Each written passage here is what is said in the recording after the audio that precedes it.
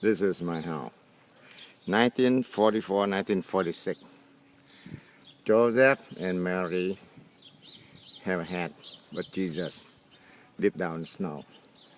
And 4 deer is in the snow also. This is one car in front of my house. Is covered with snow. Those cars here, they move into driveway. And this is a North Avenue, Route 1. And this guy is wrong way street. Is the Jeep and stuck right there. And over one is a minivan, and he's stuck since Friday. And everywhere is now stuck because no snow blower come to here to take care the Route 1.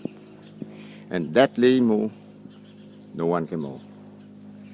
If someone is sick in the house, there will be die because no way ambulance can get here.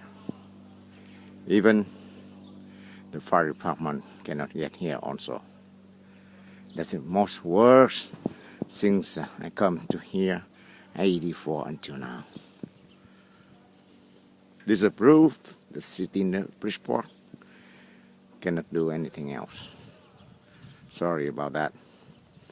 Our mayor, I don't know.